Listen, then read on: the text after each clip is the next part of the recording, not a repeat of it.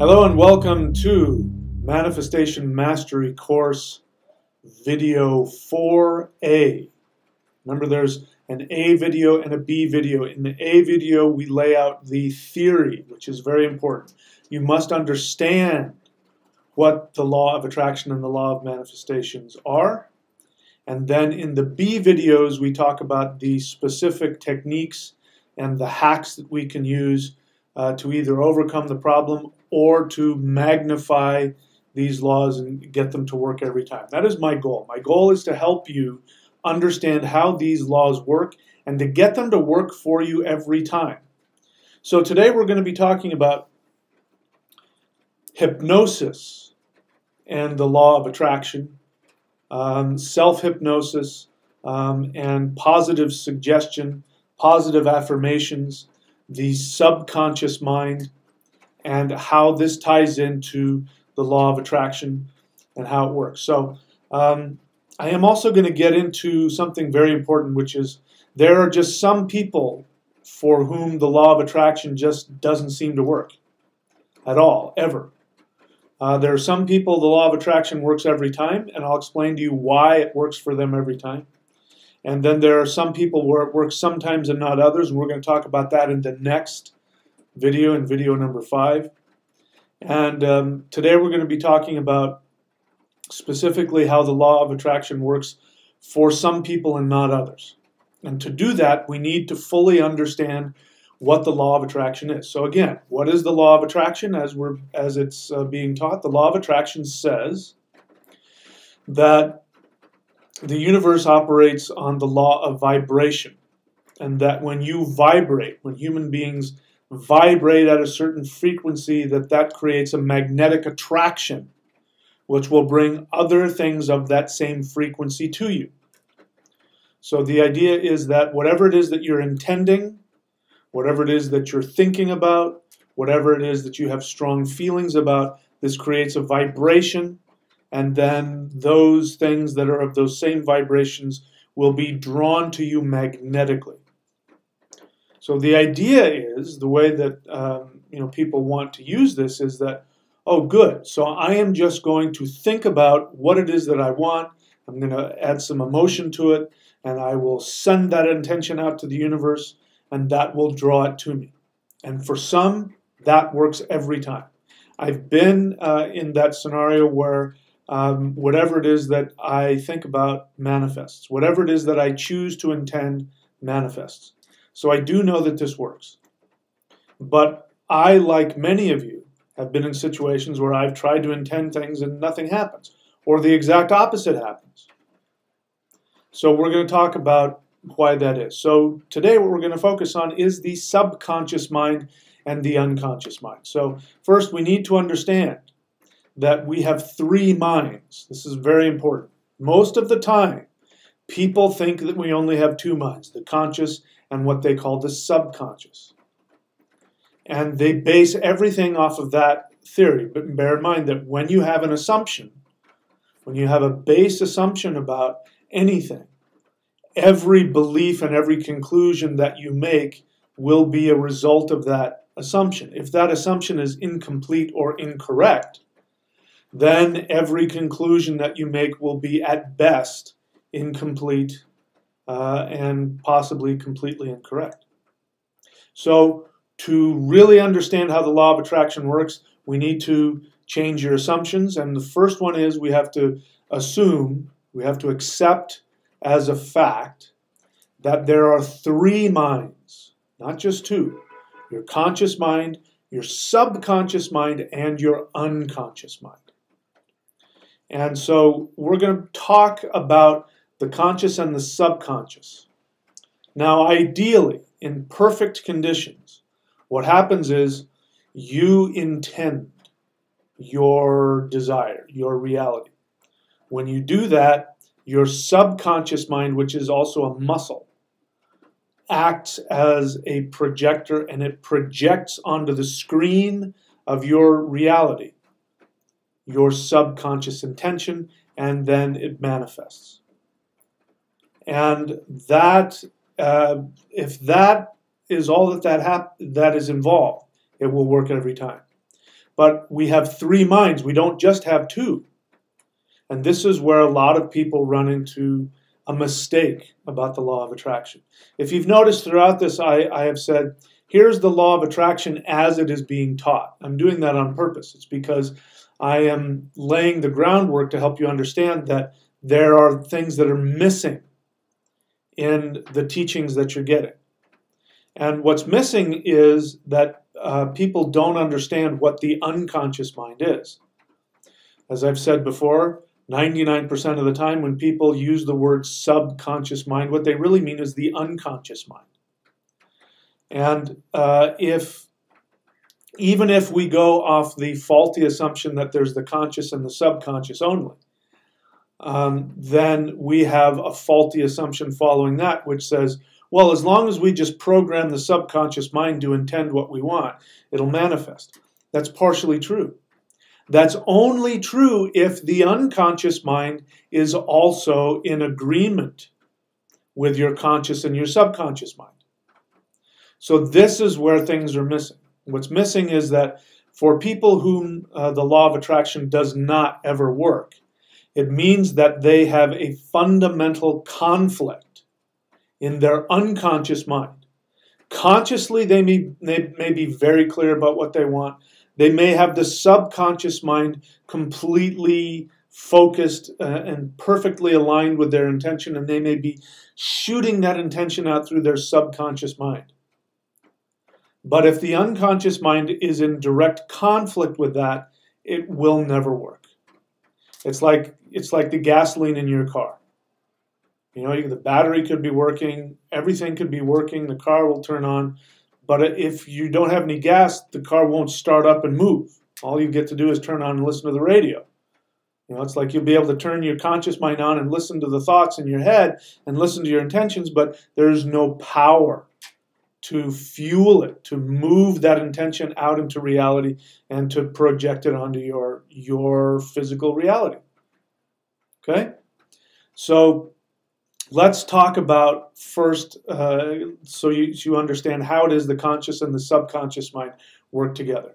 I don't talk about the subconscious mind enough, but I'm going to here. So the subconscious mind, like the unconscious mind,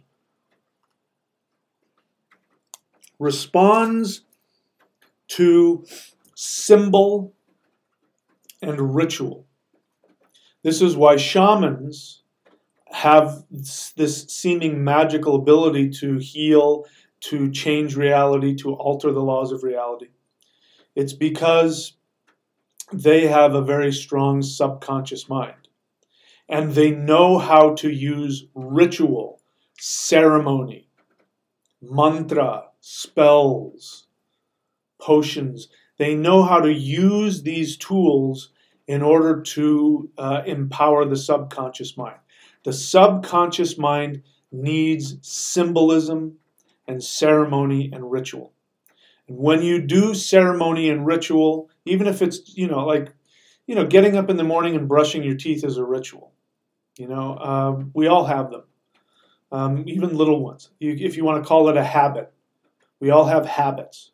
Habits are like rituals. Shamans take it one step further, and they understand the science behind ritual. If you're interested in that, please go to thunderwizard.com and subscribe at the lower apprenticeship level. That will give you access to how to be, if you want to learn everything there is to know. Well, by the way, you should just go ahead and just go to thunderwizard.com and click on where it says Manifestation Mastery Course. That will give you access not only to the deeper manifestation videos, but it will also teach you how to create a ceremony, a very powerful ceremony. And our ancestors and modern day shamans have access to this science. They know how to program the subconscious mind through ritual and ceremony. Now, you don't have to go that route if you don't want. You can still learn how to do it, but in order to do that, you've got to understand how the three minds work, which is, what I'm trying to explain here. So let me share with you something that happened in physics, a landmark experiment that happened in physics, which completely explains what happens when with the conscious and the subconscious mind. And so this is a physics experiment that was designed, I believe, first in the 70s to try and understand, is light a particle or a wave? And so there's a way to set up the experiment where you send light through, I'm not going to get into it, and I'm not even sure I understand it, but you send light through something, and then what will happen is you will see whether or not it is a particle or a wave. Now, what ended up happening is that they got conflicting results in the laboratory.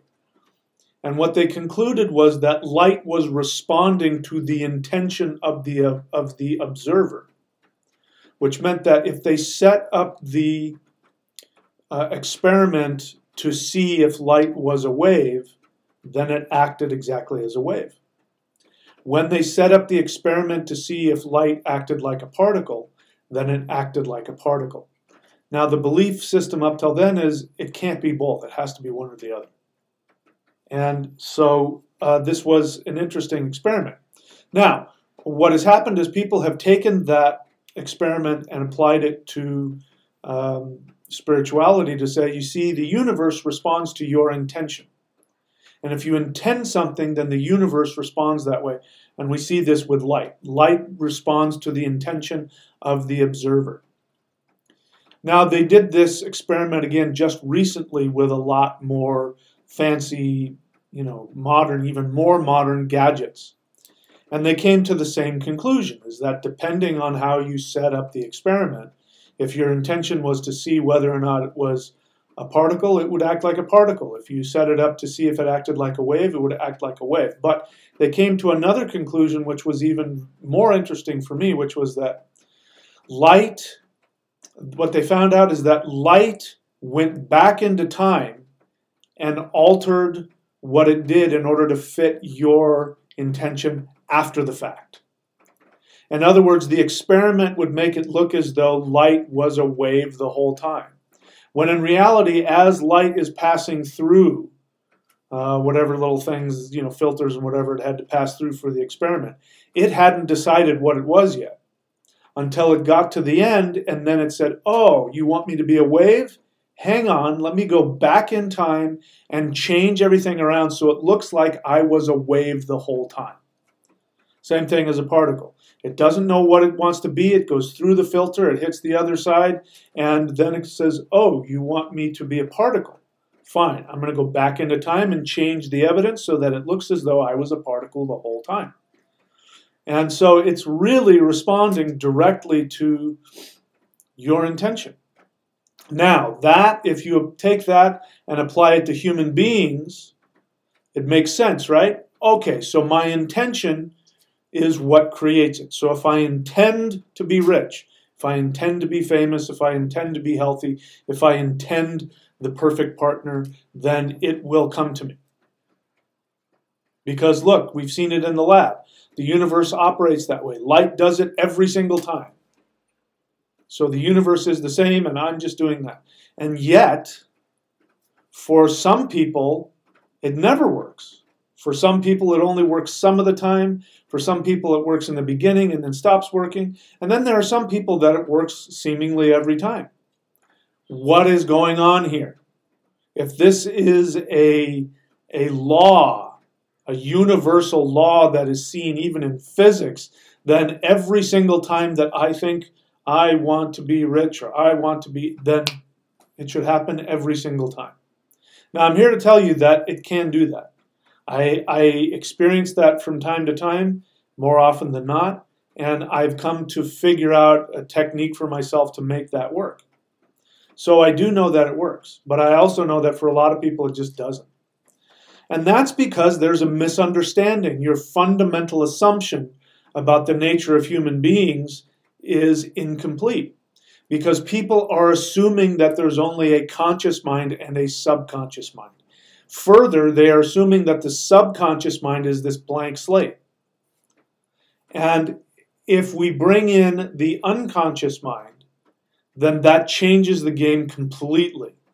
And now we need to understand how these three minds work in conjunction with your intention. So the conscious mind and the unconscious mind are often completely at odds with each other. Remember, it's incredibly important to understand that unconscious means you are not aware of it.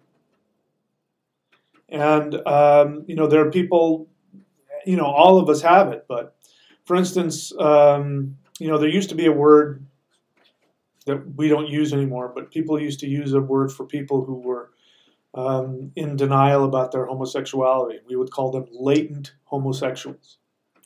And they would consciously present themselves as being heterosexual, and yet they would say certain things and do certain things that they were unaware of. And people would go, I think he's a latent homosexual. What they really meant was that he was an unconscious homosexual, that he didn't realize it, and when he becomes aware of it, And that's because this person, and back in those days, it's a lot more open now, but, in the 50s, 60s, 70s, when I was growing up, it was not at all something that was acceptable in society. And so there was a lot of pressure for people who were born that way to suppress that. And so it would go into their unconscious mind. And it was not unusual for, homosexual men, to get married and have kids, and then it wasn't until later on in life that they came out. And you find a lot of them became aware that they had had this their whole life, and they became aware, meaning that it was on an unconscious level and it came to conscious awareness. Now, that is an obvious one because we can understand that, according to social mores, right or wrong, that somebody can have personal conflict. So on a conscious level, you can be telling yourself, I'm a heterosexual, I marry, I love women, but on an unconscious level, on a level you're not aware of, you've got all this other stuff going on. Imagine that, and it's kind of a strange way of doing it, but apply that to your intention. Let's talk about money. Let's say that you've decided that your problem is money and you need more money, and so you want to attract more wealth in your life. The law of attraction comes around, and I think pretty much everybody who gets involved in the law of attraction wants money first and love second, and then maybe health third. Usually money is the first thing. So let's talk about money. So let's say somebody consciously, he is aware. I am aware that I want to be wealthy. I want to be prosperous. Maybe they have, you've heard about the guys who put the $1 million above their bed, and they wake up every morning and see $1 million, and they're programming their subconscious mind to radiate that out and to vibrate it, and then they'll say, yes, and guess what? A year later, I was a millionaire. Now, there's all kinds of other things that was going on with that helped create that, which we'll get to later. But for right now, let's just assume that that's the formula. You just plug into your subconscious mind $1 million, and then $1 million will come to you. It will be attracted to you. How many of you have done that and it hasn't worked? I'm willing to bet a lot of you. I'm willing to bet if you're watching this, you've been in that situation where it just hasn't worked for you. That's a false assumption. It's an incorrect assumption. Your assumption is that you just have your conscious intention and your subconscious mind, and if you program your subconscious mind, it'll go out and it'll happen. And that is true if the unconscious mind is along for the ride. Because the unconscious mind is where all the power comes from. Just like I said, the car. You could have the battery working. You could turn on the ignition and the battery will come up, the radio will work, but the car won't start and you can't go anywhere. The unconscious mind is the ability for the car to start up and go. You can program it all you want. You can plug into your GPS where you want to go, but if you can't get the car to ignite and for the engine to go, nothing's going to happen.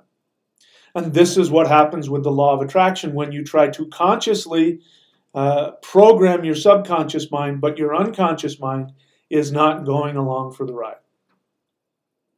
And remember, you're not aware of it. And so this is very frustrating because there's so many people, I've been through this, myself included, so many people who will spend hours programming themselves, putting pictures up, listening to tapes, listening to self-hypnosis, conscious positive affirmations, and it never manifests. If you've wondered why, that's why. It means that on an unconscious level, there is a direct conflict.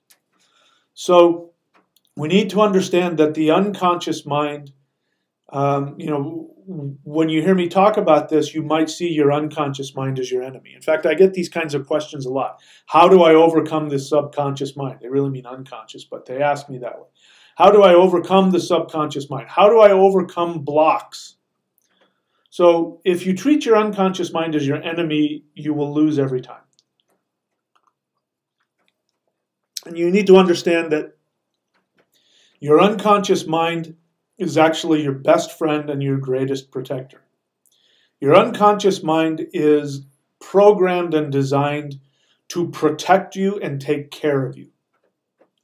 Now, once it gets programmed with something, it will hold on to it like a bulldog. It will just clamp down and it will not let go.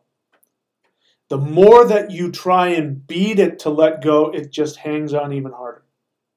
So you have to coax it to let go of unconscious assumptions. The only way that can happen is if you become aware. Now you're going to have a lot of feelings associated with it. And so for some people, the unconscious mind can be very frightening.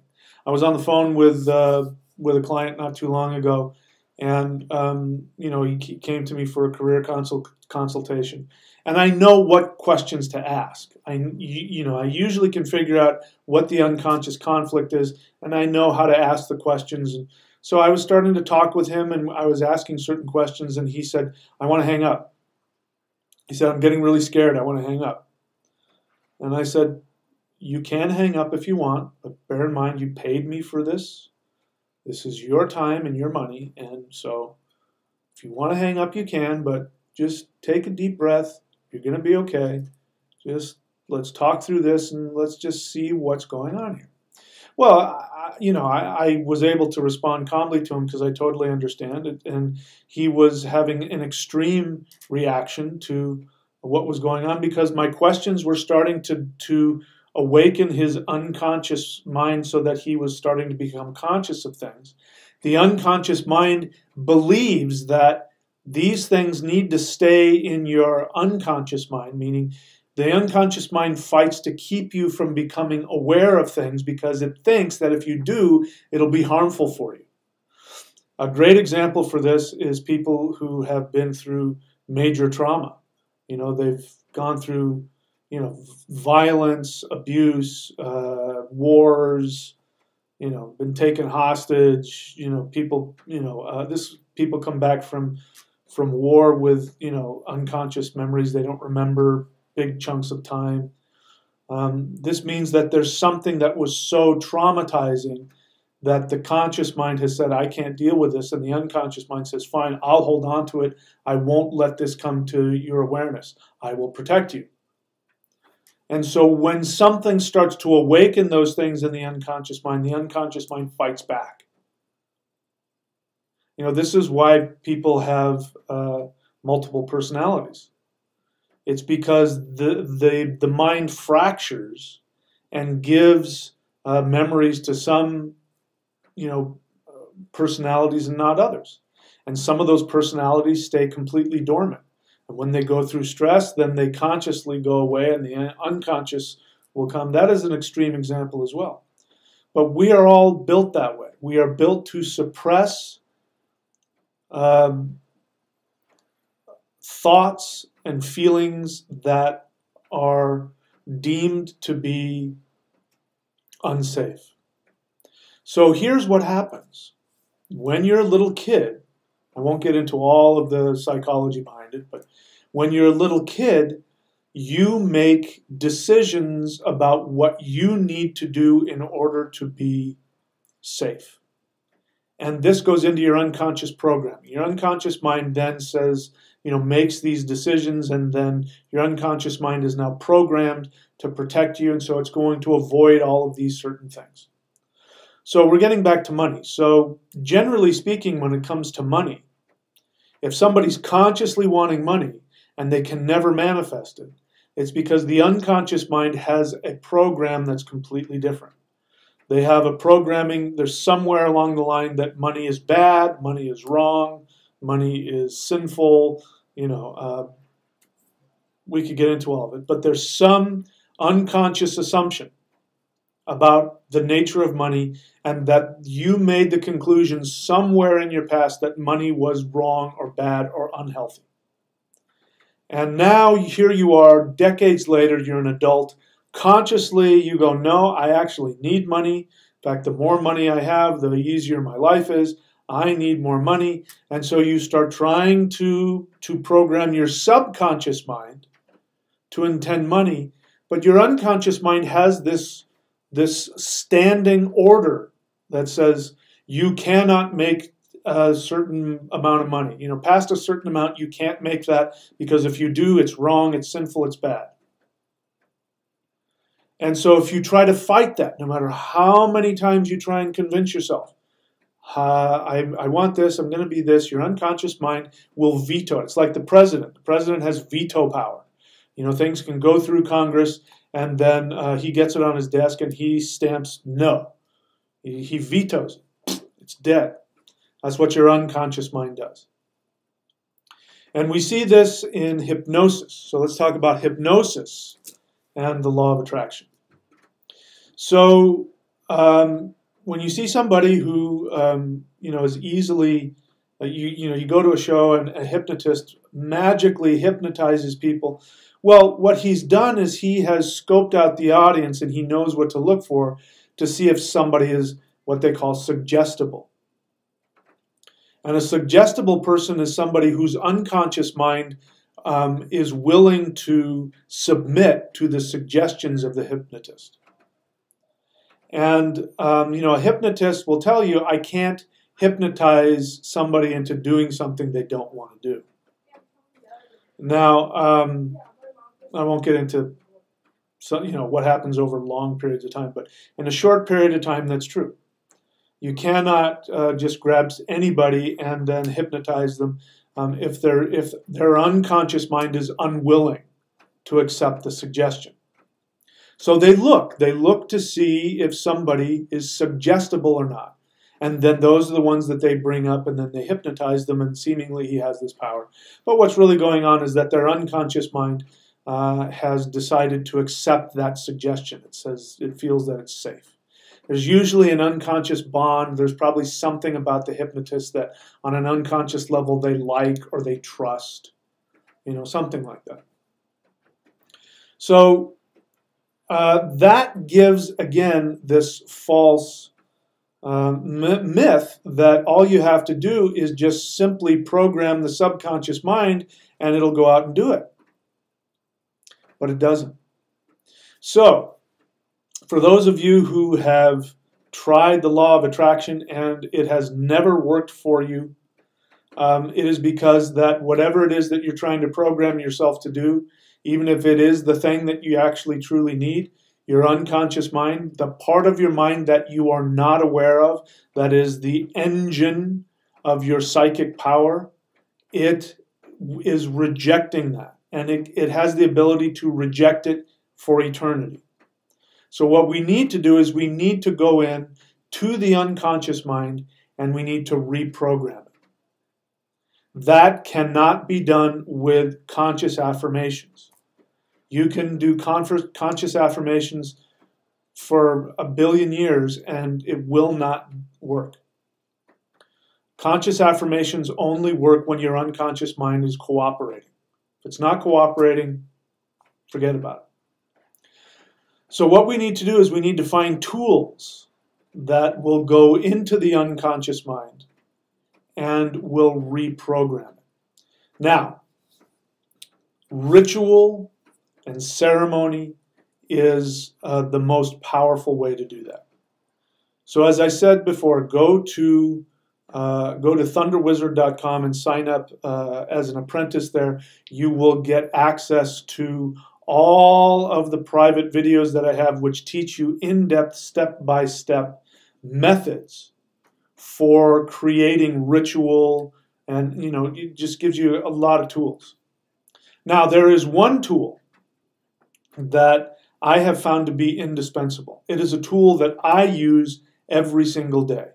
And here I am presenting myself as this master shaman who's mastered the art of law of attraction and law of manifestation. There is a tool that I use every day that if I don't use it, I can see my ability to manifest starts to fall apart. And that tool is mantra. So if you really want to get a mantra that is designed specifically for you, then my suggestion is to get a Vedic astrological reading. Vedic astrological reading will show you what your past life karmic issues are, what aspects of your mind are working for you, what aspects of your mind are not working for you. And based on that, it's like going and getting a blood test.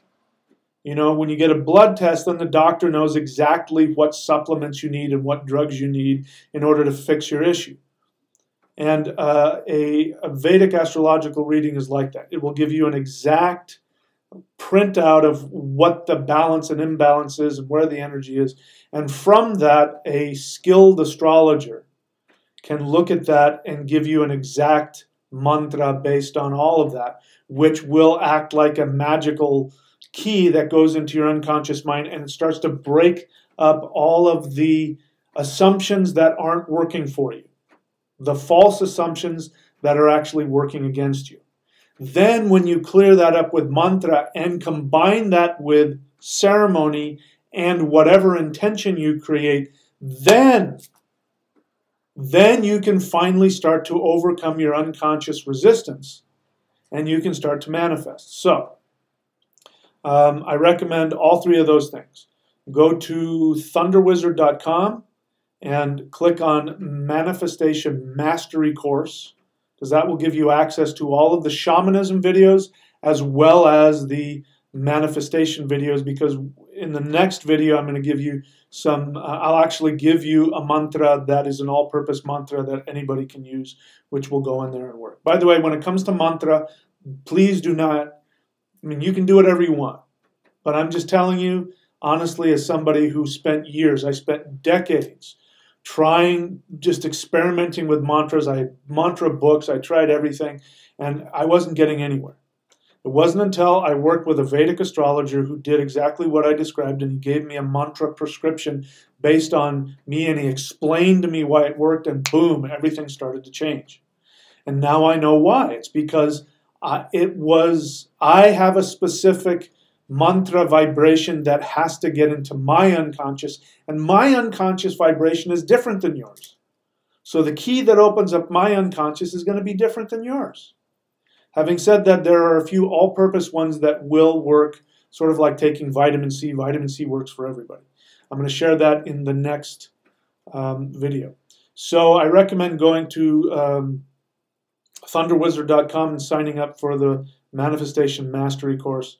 And also, I recommend going to astrology.thunderwizard.com and get a Vedic astrological reading. And I have created that, and I have trained people to know exactly what to do. You can get a reading from me or from one of my apprentices, and they know exactly how to give you the right mantra for you, the vibration that unlocks your unconscious mind and makes your unconscious mind willing to let go of the resistance, and so then you can program it. Once you've done that, when you get your unconscious mind programmed to your conscious intention, then the subconscious mind every single time will work. You can load it with an intention. It will send it out into the universe. The unconscious mind will then act like a vehicle and propel it out there, and then it will come to you. That I can guarantee you every time. That's when the law of attraction works. If you don't have all three of the minds working together, then it's a hit and miss game, and you never know what you're going to get. So I believe in doing, I want to have the ability, I don't want to have any guessing games. And I use tools. I use them. Just like, I go to the gym and I lift weights to get healthy. I have certain things I do to my surfboard. I use certain fins. There's a whole science behind fins on your surfboard. There's tools to make your vehicles work better for you. Your mind, your subconscious, and your unconscious mind are vehicles, and you have to know what tricks and tools you can use to get them to work for you. Otherwise, you're just a blind man with a stick poking in the dark, and you don't know what you're going to poke with that stick. Okay? All right, so that's it. So this is the Part A video. To get to that mantra that I told you about, that all-purpose mantra that works for everybody, go to the B video of this, the Manifestation Mastery Course video 4B, and then we're going to go into some more depth, and I'm going to give you some specific techniques about ritual and mantra and how to create an intention and how to get everybody working together and to send it out. So go to thunderwizard.com and click on Manifestation Mastery Course to hear the Part B of this video.